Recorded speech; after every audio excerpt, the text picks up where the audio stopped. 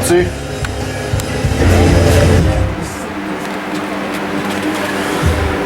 Yeah, it's 11 something in the morning. Alright, there we go. It's over 90. It's supposed to get up to 106 today, I think. It's supposed to be 108 tomorrow. Yeah, sky's blue at least. Burned everything away. Anyway, so first off, I'd like to thank all of you very much for the advice on throwing some more clear on my dash. I truly appreciate it. Your help is pretty much invaluable to me. Most of the advice was similar, so that's good news. I'm going to hit the shiny parts with some 800 or 1000 where it's not rolling through, and then use some Scotch-Brite on the other where it is kind of rolling through, where I can work around it, and then put some more clear on it. If everything goes as planned, set this down right here. I think everything's good. Yeah, turn the radio down. I have my Tough Mudder tomorrow morning, or not tomorrow morning, tomorrow afternoon. We're leaving tomorrow morning, so I'll be busy all day with that by the time I drive up where it's at, drive home, do all that fun stuff. Looking forward to it, but the plan is I know after doing all those obstacles tomorrow, I can't sit on my butt on Sunday, otherwise I'll just lock up. So Sunday, I'm going to get this thing ready to spray, tape it off, do the sanding that I need to do, clean it out, get everything rinsed out, washed out, taped off, get some plastic up and all that kind of stuff so it's ready. My fork seal that blew out on my motorcycle, if all goes good, I got the seals and everything Tuesday. I'm waiting on my on the seal installer.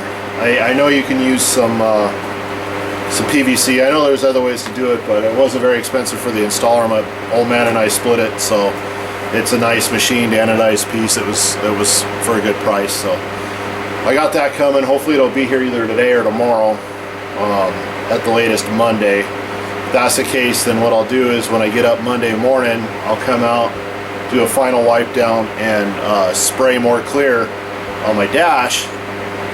Then hop on my bike, go over to my dad's house, fix my seal problem, get that all done. That way my clear can sit here and do its thing without me making a bunch of sparks or dust or anything else out in the garage.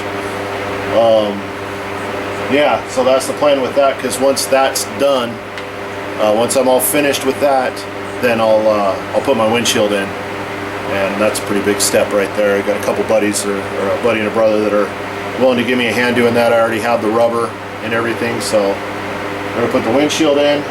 Back window, side windows, not really worried about right now. Those will come in eventually, but you know, got to do what I can do to get her on the road. So windshield I got to have. So that's coming up. What I'm doing right now is, excuse the fat hand there, I straightened up the garage some, but what I'm doing right now is, I can't remember if I posted a video on it or not, but this is the start of my shock brackets. I measured 17 times, cut once, and I was wrong. What happened was I needed 7 inches of material minimum from the center line of this to the center line of what was going to be my shock mount hole. So I added 2 inches. I was going to go 9 inches from here to here. I was tired. I did it from here. So these are short.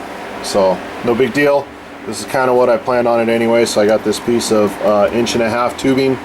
I actually got for free from a steel place because it was a scrap, so can't beat that price. So what we're going to do is we're going to cut some more plate out. We're going to bring it out as far as we need to bring it out, be about right here. Then we can weld it together here, weld it underneath, weld it on the inside if I have to. I don't think I will, but I'll probably do a couple rosette welds along here. So I'll have a nice strong shock mount. It's over engineering at its finest, I'm sure, but I don't want to have to replace these. So then we'll take them, weld them in the, here comes the sneeze, excuse me for a second. Sorry about that. So I think I'm going to cut all this stuff out today, so maybe I could get it tacked in today. Then one of these days this week, I'll have everything tacked in that needs to be tacked in. And then this week I'll pull the axle back out, do all my final welding, The truck is actually sitting on the bump stops. So this is where how she'll sit with no air in the bags. This is not ride height. It'll come up for ride height. But yeah, that's on the bump stops. So you see it right there. So anyway, that's the plan with that.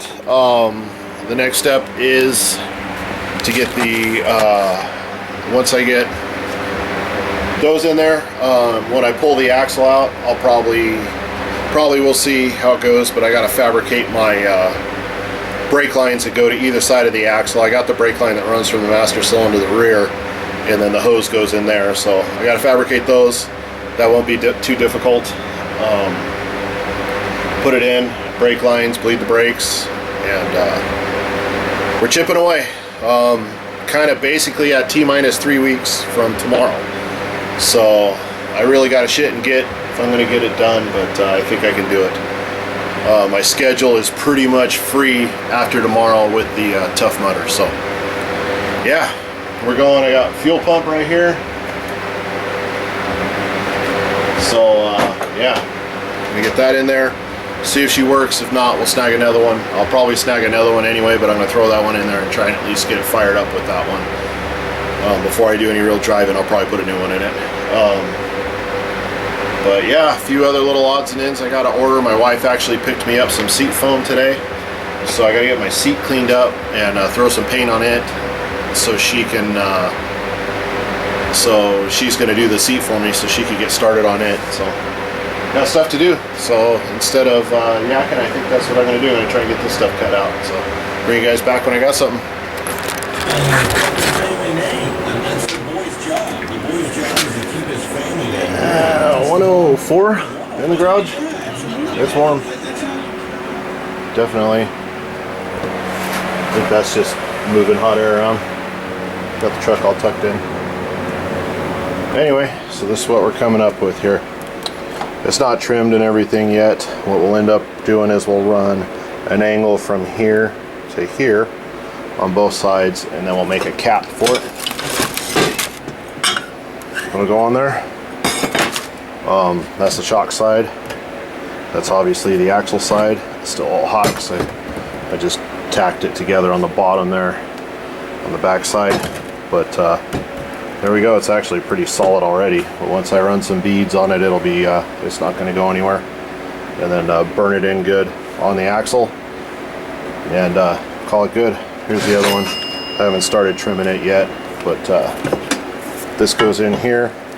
They will actually be at a slight downward angle so the shock doesn't bottom out. Yeah, so there we go. That's this. So anyway, it's getting to be, I don't know, 4 something. 4:30, somewhere around in there. But I think I'm done for the day. Been up since this time yesterday, so I think I'm gonna go clean up all my mess outside, clean up this part of the garage again, and pull my bike in, and yeah, that'll be it. So anyway, that's about it for today. I will not be out in the garage tomorrow. Tomorrow's Tough Mudder, so gonna be out doing that. All I'm gonna have left to do tonight is I'm gonna tack this one here. I'm gonna tack it together just so everything's set and good to go. So anyway, hope you guys all had a good work week. Hope you have a good weekend. Once again, thank you very much to everybody that recommended how to re-clear that dash. I truly appreciate it. You know, if you ever need to know how to drive a train, let me know. But you guys take it all easy, be good. We'll talk to you soon. He had a 40-footer at one point for 3. Let's see here. It's Monday, 10:28. Got a little bit of crud going on in my head. Youngest daughter had pneumonia this week. It started from a cold and moved on. I finally caught it, but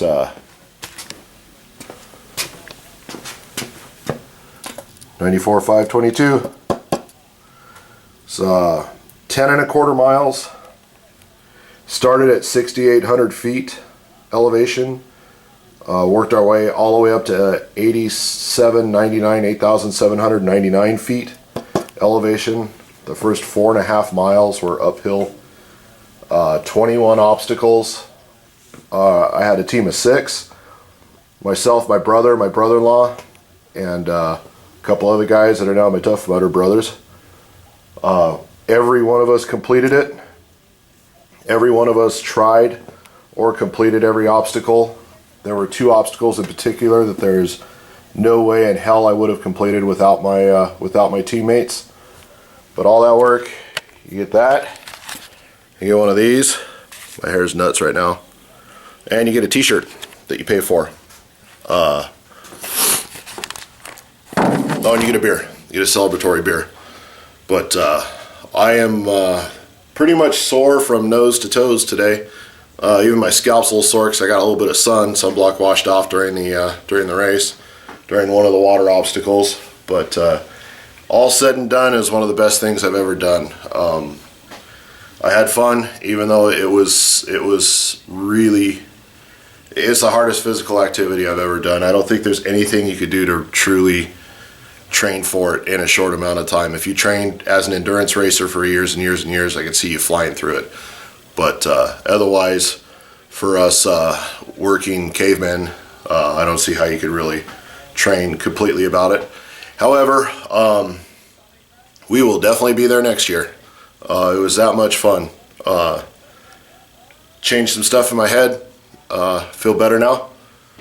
It was definitely, it was awesome, and we're already, the team that we went on, we're already planning on our next obstacle style race, which will be in November this year. We're going to do the Spartan race here in Sacramento. So anyway, that's what I did Saturday. We completed it. It was awesome.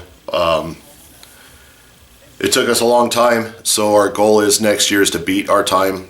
One of my buddies that was with us, he's probably about 70 pounds lighter than me, and he burned 4,700 calories according to his little Fitbit thing over the course of the race, or not the race, the run. So that was pretty cool. But anyway, definitely worth it. Definitely worth it. If you guys ever want to challenge yourself completely physically, that's it, and mentally for that matter. You know, physical stuff's one time, but convincing yourself to keep walking uphill at ridiculous grades, that's a whole nother animal there. So one foot in front of the other, you make it. But anyway, that's enough about my weekend accomplishment. So today we're gonna fix this. Got my parts, got my tool. We're actually gonna go over to my dad's house to do it. He has a couple bike lifts, so we put it up on the lift. He's got the big flat platform lift, so we'll lift the bike up, and then he's got a lift that goes on it so we can lift the front end up and take everything off. So the next time, got everything loaded up in my backpack, the next time that you see me, I won't have this headband on, but we'll be over at my dad's house working on this. So I'll be back here in a few.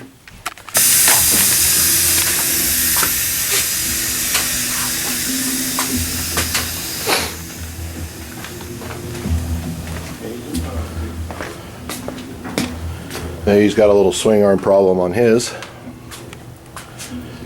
He's, man, probably knocking on 150,000 miles on this bike, I think, somewhere around in there. I mean, the motor's been gone through once. Top end anyway, jugs up. But yeah, he puts a lot of miles on this thing. I got mine on here. Just got a swing arm problem right there. You know, a little cracky in the swing arm.